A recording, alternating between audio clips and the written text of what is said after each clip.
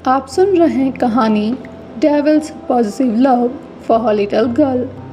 गाड़ी पहले ही तैयार खड़ी थी। कबीर अंदर बैठा और अपनी ठंडी और कर्कश आवाज़ में ड्राइवर को ऑर्डर देते हुए कहा, कॉलेज की ओर गाड़ी घुमाओ, फास्ट। ड्राइवर समझ गया कि कुछ अर्जेंट था। उसने फ़ौरन गाड़ी कॉलेज की ओर भगा दी और मात्र कुछ मिनटों में वो कॉलेज के अंदर था। कबीर का हर एक गार्ड वेल ट्रेन था।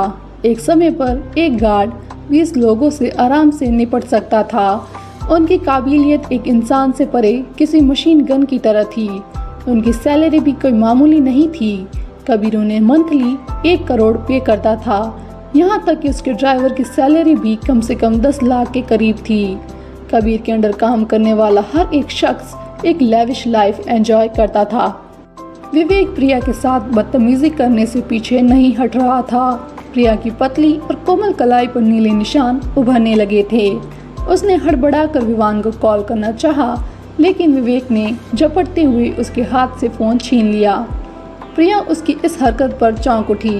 विवेक ने उसे अपने पास खींचते हुए एक भद्दी मुस्कान लिए बोला, मैं तुम्हारे सामने खड़ा हूँ जाने मन, और तुम्हारी नज़रें मुझ पर ना टिक कर इधर उधर भाग रही है। प्रिया के फ़ोन पर एक नज़र डालते हुए उसने हल्की सी गर्दन तिरछी की और उसके मासूम से चेहरे को देखते हुए उसी लहजे में बोला, अपने आशिक से तो बात में भी बात कर लेना, मेरी ओर देखो तो सही। विवेक की इस छिछोरी हरकत पर उसके दोस्त भी वहशियों की भांति हंसने लगे। प्रिया अपनी आंखों में आंसू लिए बोली, भैया प्लीज़ हाथ छोड़िए मेरा। मैं यहाँ तुम्हारा सैया बनने को बेताब हूँ और तुम मुझे भाई कहकर बुला रही। विवेक प्रिया को अचानक से अपने पास खींचने को हुआ, तभी पीछे से एक ठंडी और बेहद रौबदार आवाज़ उसके कानों में पड़ी, लीव हर।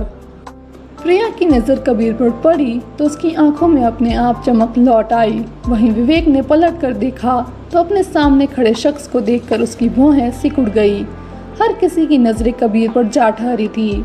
उसके चेहरे पर चमकता तेज अंगारे बरसाती नीली निगाहें, ऊपर से ब्लैक 3-पीस सूट में वो इस वक्त कहर ढा रहा था। वहाँ मौजूद लड़कियां तो छोड़ो, लड़के भी कबीर की प्रभावशाली पर्सनैलिटी पर उसे देखते रह गए। वहीं विवेक की आंखों पर अपने बाप के पैसों और पावर का घमंड इतना चढ़ा हुआ था कि सामने मौजूद शख्स उसे एक मामूली सा आदमी लगा। उसने एक नज़र प्रिया को देखा और उसकी कलाई पर अपनी पकड़ कसते हुए बोला, एक और नया आशिक, वाह जाने मन, तुम्हारे आशिकों की तो यहाँ कोई कमी नहीं। कबीर की नीली आंखें पत्थर सी कठोर पड़ गई। उसकी मुट्ठियाँ बेहद जोरों से कसी हुई थी, यहाँ तक कि उसके हाथों पर उभरी हुई नसें इस बात का सबूत थी कि विवेक ने अपनी जुबान पर लगाम ना कसकर बहुत बड़ी भूल कर दी थी। कबीर की आंखें प्रिया की नाजुक कलाई पर ठहरी हुई थी। एक बार कहने के बावजूद भी जब विवेक ने प्रिया को नहीं छोड़ा तो कबीर आगे बढ़ा और विवेक की कलाई को कसकर अपने पंजे में जकड़ लिया। जिस हाथ ने प्रिया की कलाई पकड़ रखी थी, एकदम से क्रैक की आवाज़ आई और इसी के साथ विवेक की दर्द से भरी चीख गूंज उठी। प्रिया ने अपनी कलाई खींच ली और 2 कदम पीछे हटते हुए अपने मुंह पर हैरानी से हाथ रख लिया।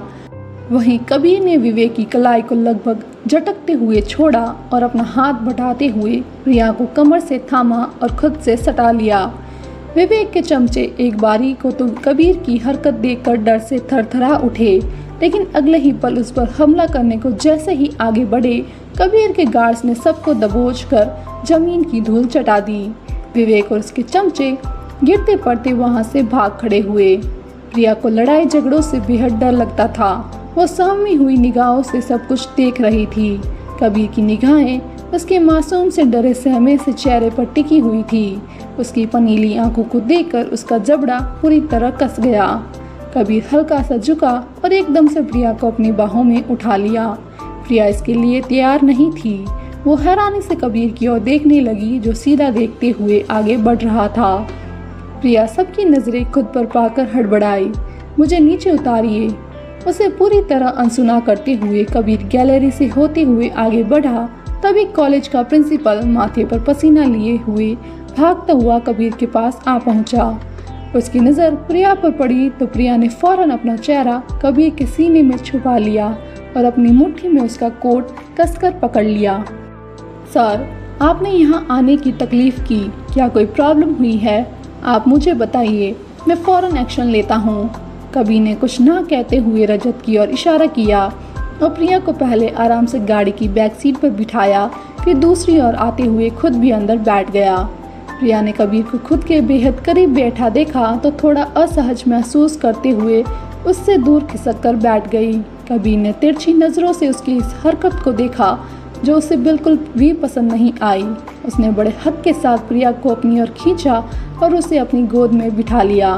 प्रिया एकदम से दर्द से करहा उठी। कबीर ने अनजाने में उसकी वो कलाई पकड़कर खींचा था जिसे विवेक ने घाव दे दिया था। कबीर ने फौरन उसकी कलाई पर अपनी पकड़ ढीली की। उस पर छपे नीली उंगलियों के निशान देखकर उसका कलेजा एक बार फिर भुन उठा था। उसे ये बर्दाश्त नहीं था कि कोई उसकी डोल को छुए भी। यहाँ तो किसी ने उसकी नाजुक सी गुड़िया को घाव दे दिया था। उसने नज़रें उठाते हुए प्रिया की हिरनी सी पनीली आंखों में झांक कर देखा जहाँ वो उसकी ओर ही सहमी सी देख रही थी। उसे अपनी ओर देखता पाकर प्रिया ने अपना हाथ खींच लिया और उसकी गोद से उतरने की कोशिश की तो कबीर ने ठंडे और कड़क लहजे में लगभग आदेश देते हुए कहा, हिलो मत। प्रिया की फिर जोर से सांस लेने की भी हिम्मत नहीं हुई। वो बर्फ की भांति जम गई। कबीर उसका खुद से डरना देख सकता था। उसने कुछ नहीं कहा और गाड़ी में रखा फर्स्ट एड बॉक्स लिया और अपनी चौड़ी हथेली में प्रिया की कलाई थामते हुए ऑइंटमेंट इस्तेमाल करने लगा। प्रिया को काफ़ी जलन महसूस हुई। उसकी आंखों में मोटे मोटे आंसू गिरते हुए कबीर की हथेली पर जा गिरे। उसने खुद को सिसकने से रोक रखा था और होठों को कसकर खींच लिया। कबीर का दिल उसके मासूम से वजूद को देखकर पूरी तरह धड़कने लगा। उसने बड़े प्यार से उसकी ओर देखते हुए पूछा, दर्द हो रहा है? प्रिया ने धीरे से अपना सर हाँ में हिलाया तो कबीर उसकी कलाई पर धीरे धीरे फूंक मारते हुए दवाई लगाने लगा। आगे बैठा ड्राइवर तो सदमे में था। उसने आज तक कबीर को किसी भी लड़की को अपने करीब नहीं आने दिया था, लेकिन आज अपने बॉस की गोद में एक लड़की को देखकर और साथ ही कबीर को इतने प्यार से पेश आता देखकर वो बहुत ज़्यादा हैरान था। कबीर ने मिडल रिव्यू मिरर की ओर एकदम से अपनी तेज़ धारदार नज़रों से देखा तो ड्राइवर हड़बड़ा उठा और फौरन पार्टीशन ऑन कर दिया। कबीर ने फर्स्ट एड बॉक्स बंद करते हुए साइड में रखा और प्रिया के मासूम से मुखड़े पर नज़र ठहराई। धीरे से प्रिया का नन्हा सा चेहरा हाथों में पूरी तरह से भरते हुए कबीर ने बारी बारी उसकी आंसुओं से गीली पलकों को चूम लिया। प्रिया ने अपनी फ्रॉक के एक हिस्से को कसकर पकड़ लिया। कबीर की इस हरकत पर उसके गाल शर्म से गुलाबी हो उठे। कबीर की नज़रें उसके गालों के बदलते रंग पर गहरा उठी थी। उसे वो बेहद क्यूट लगी और खुद को उसके मुलायम गालों को चूमे बगैर रोक नहीं सका। प्रिया कुनमुनाई और अपने चेहरे को पीछे खींचते हुए बोली, चुभ रहा है। कबीर की बियर्ड उसे अपने गालों के खिलाफ चुभ रही थी, लेकिन कबीर ने उसकी बात को नज़रअंदाज करते हुए उसके दूसरे गाल को अपने होठों के बीच भरा और इस बार उसके मुलायम गाल को सक करने लगा। प्रिया उसकी इस हरकत पर अपनी मासूम निगाहों से उसे देखते हुए सकुचाते हुए धीमे से बोली, आप तो मुझसे गुस्सा हो ना, फिर ऐसा क्यों कर रहे हो? कबीर ने अपनी मुस्कान छुपाते हुए उसे एक टक देखते हुए बोला, वो तो मैं अभी भी हूँ। मैंने तुमसे जब कहा था आज से मेरे साथ जाना है कॉलेज, फिर मेरी बात को नज़रअंदाज क्यों किया तुमने? प्रिया ने अपनी पलकें झुका ली और अपनी उंगलियों को आपस में उलझाते हुए बोली, मैं भूल गई थी, आप गुस्सा मत होना, मुझे कल रात की तरह पनिशमेंट नहीं चाहिए। कबीर की आंखें चमक उठी। उसने अनजान बनते हुए पूछा, किस पनिशमेंट की बात कर रही हो तुम? प्रिया ने एक नज़र उसकी ओर देखा, फिर धीरे से अपने होठों की ओर उंगली से इशारा करते हुए बोली, कल आपने मेरे होठों को काट लिया था ना?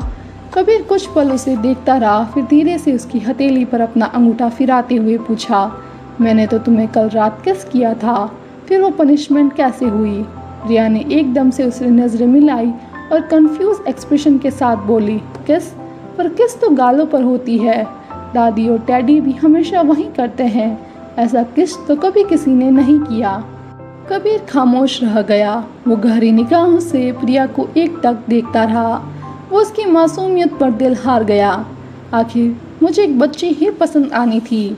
कबीर ये खुद से कहे बगैर नहीं रह सका।